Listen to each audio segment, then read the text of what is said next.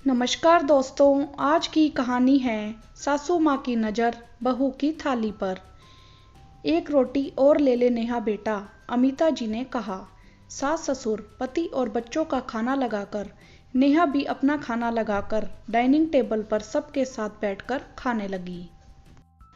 सासू माँ खाना खत्म कर चुकी थी और उनकी पैनी नज़र सबकी थाली पर थी। उन्होंने जबरदस्ती नेहा की थाली में रोटी और सब्जी रख दी। ऐसा अक्सर रोज ही होता। रसोई साफ करके नेहा अपने कमरे में जा रही थी तो अमिता जी के कमरे से आवाज आई, अजी देखा आपने कितना खाती है, 3 रोटी तो ऐसे खा जाती है जैसे कुछ नहीं।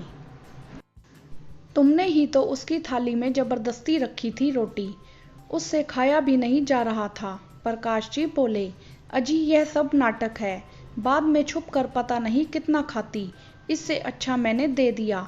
अमिता जी बड़बड़ाई, तुमसे तो बात करना ही बेकार है। यह सारी बातें सुनकर नेहा को बहुत दुख हुआ। मैं तो यह सोचकर उनकी बात मान लेती हूँ कि इतने प्यार से कह रही हैं तो ले लूँ, वरना माँ जी को दुख होगा। अगले दिन नेहा ने सबको खाना खिलाकर तब अपना खाना लगाया। तब अमिता जी के पेट में दर्द होने लगा। सोचने लगी कि अब कैसे पता चलेगा कि कितनी रोटी खा रही है। 2-3-4 दिन तो नेहा के आराम से निकल गए। अमिता जी उसे टोक नहीं पाई। तीसरे दिन अमिता जी ने नेहा के पास बैठने का तरीका ढूंढ लिया। जैसे ही नेहा ने सबका खाना लगाना शुरू किया, अमिता जी बोली, अभी मुझे भूख नहीं है, मेरा खाना अपने साथ लगा लेना। नेहा ने ज़्यादा ध्यान न देते हुए अमिता जी का खाना अपने साथ लगा लिया। आदत से मजबूर अमिता जी ने फिर नेहा को रोटी के लिए टोक दिया।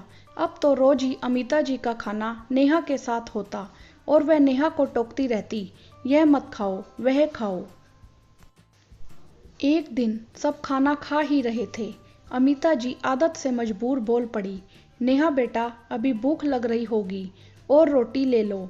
परेशान नेहा बोल पड़ी, मम्मी जी मैं अपने हिसाब से खा लूँगी, कृपया मेरी थाली में झांकना बंद कर दीजिए, आपको कुछ चाहिए तो बताइए। सुनकर नेहा के ससुर जी हंसने लगे और बोले, अमिता मैंने तुम्हें पहले ही कहा था, किसी को खाने के समय टोकना नहीं चाहिए। आज परेशान होकर बहू के मुंह से जवाब निकल ही गया। किसी को ज़्यादा परेशान करोगी तो वह बोलेगा ही। यह सब सुनकर अमिता जी को अपनी गलती समझ आ गई और उन्होंने अपने आप से वादा किया कि आगे से ऐसा नहीं करूंगी। परंतु आदत से वशीभूत अब भी कभी कभी वह बोल पड़ती। नेहा ने हंसकर अपने ससुर जी से कहा, इनका कुछ नहीं हो सकता, मुझे ही इस बात से अपना ध्यान हटाना पड़ेगा।